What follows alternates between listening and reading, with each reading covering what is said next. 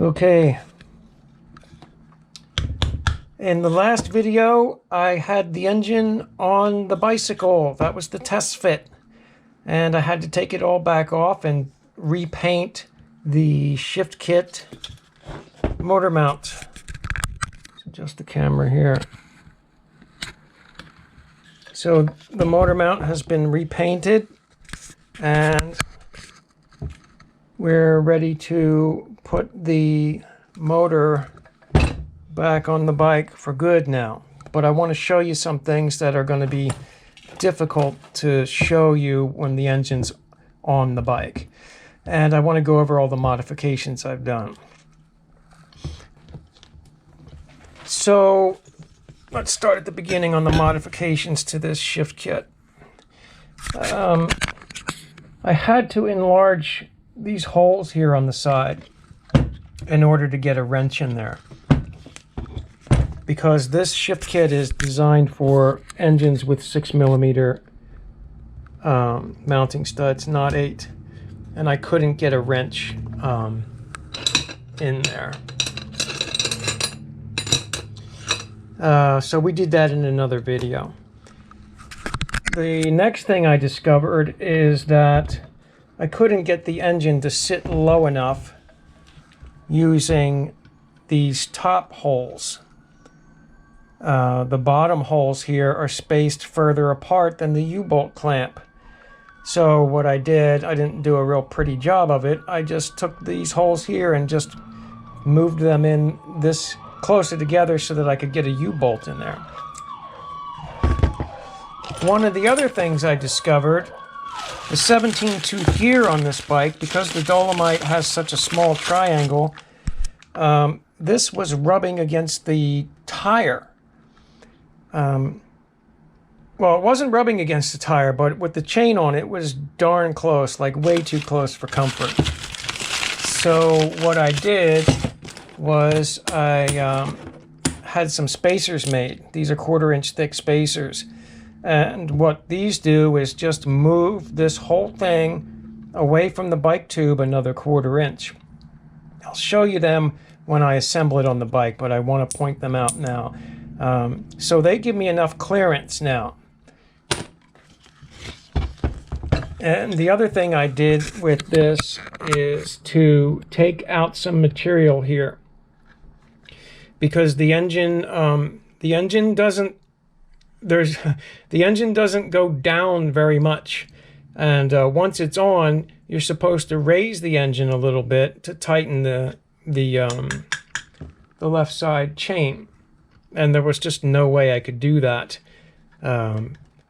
without removing some material here. So that should work out. Again, there's not a lot of space, but it'll give me a little bit of space. And finally, the last thing I did was drill a hole here. And the purpose of that hole, and this is one of my favorite things because I like things to be neat and tidy.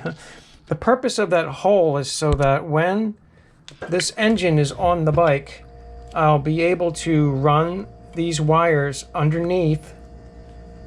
And then what I'm going to do is I'm going to cut them here, cut these ends off, and splice in a longer piece of wire. And then I have some shrink tubing, and I have this covering here. So basically what's going to happen is I'm going to run those wires up here and then up to my CDI, which is going to be installed under my mini bike seat. So the wires are going to be barely visible. Just appeals to me to keep that clean. One of the first things I notice when I look at someone's build is just like wires. It just doesn't, it just looks sloppy. I know sometimes it can't be helped, but I just happen to notice the way my engine sits on the bike that I'll be able to run the wires underneath and pretty much hide them pretty well in this expandable tubing. So we'll see more of that when it goes on, but this will cover this pretty well. and just give it a cleaner look. One of the other things I had to do, put this away, is I had to make my own engine mount for the other end, the exhaust end. I call it the exhaust end because it's really the back of the motor, but it faces forward, and there's a lot of confusion. Sometimes people say the front of the motor, and what they really mean is the exhaust end of the motor, which is the back of the motor. So I just find it's a little bit easier to say exhaust end or intake end or exhaust end. Very little clearance with this bike.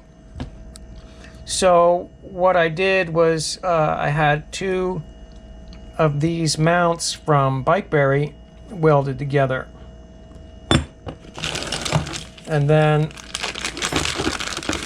I'm going to use this extra big U-bolt to clamp it down. I had originally tried to clamp it this way, but the nuts were floating. There's not enough clearance here for the nut to sit flat. So what I discovered I could do, and I need the other part, I'll be right back. So what I'm going to do, this is going to go on the motor here. Then this U-bolt is going to go down like this. It's a bit of a snug fit, right? And then this plate is going to go on the bottom. And this is flat. There's a lot of area here, so I'll be able to put a lock washer and stuff here and bolts on this end. So that's my solution for this end. It all works fine. And yeah, it's just time to get it on there. So that's the modifications I've made for this. And I'll probably time-lapse putting the engine on the bike, and I'll just I'll stop to talk about things like these, where these go, and all to show you that. And that's it. And then once this is on, then we'll put the throttle cable and the clutch cable, and then we'll get on to fun things like the custom mini bike seat and the gas tank. All right. Shall we begin?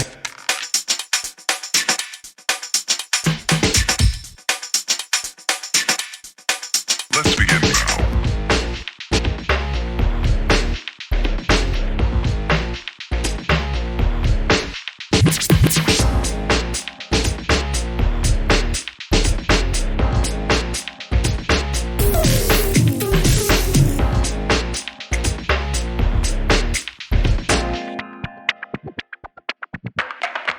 Let's begin now.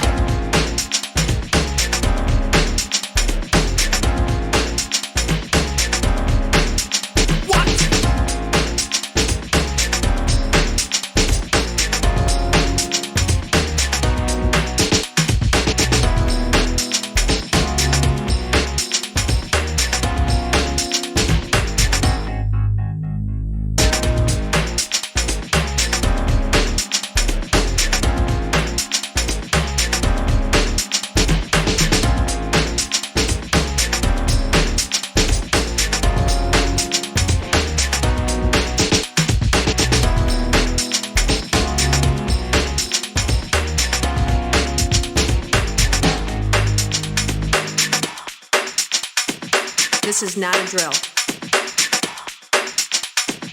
Repeat, this is not a drill.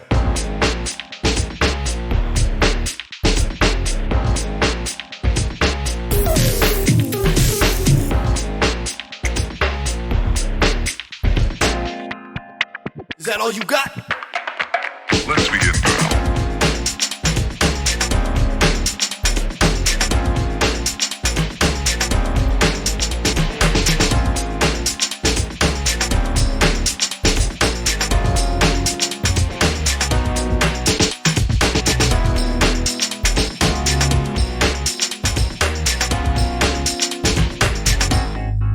What up?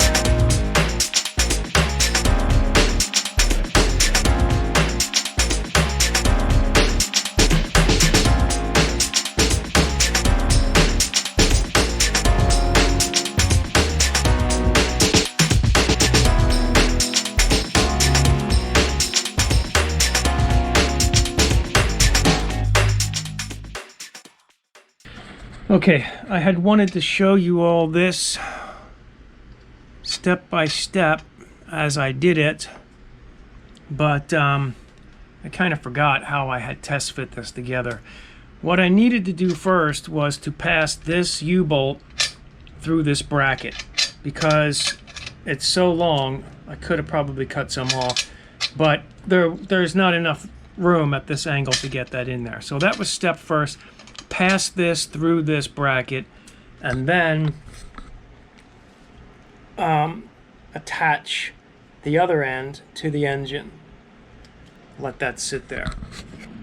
Then what I did was I took these this plate, this U-shaped, double U-shaped plate, and the spacer I made, and I slipped that in there on the bottom and the top, and then passed the U-bolts through, and I just have them finger tight right now.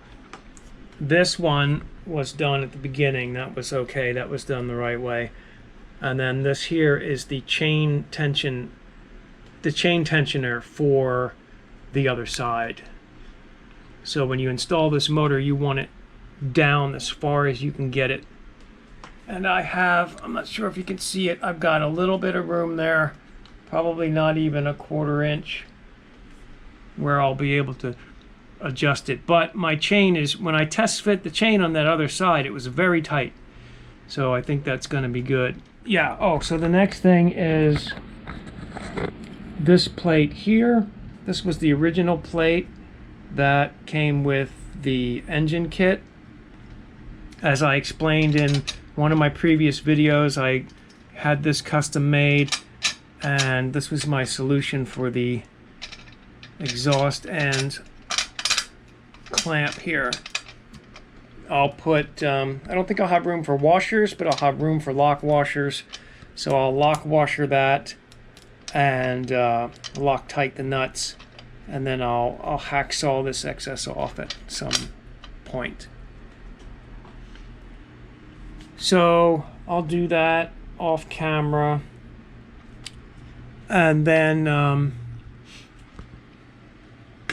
I have to put the rod in here, and we'll do that in the next one.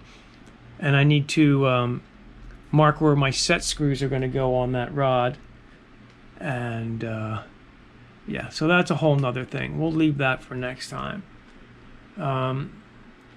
I'm going to adjust this motor, make sure it's as low as I can get it, make sure it's going to sit right here, and then I'll tighten everything up. And then next time we'll finish the shift kit installation. Thanks for watching.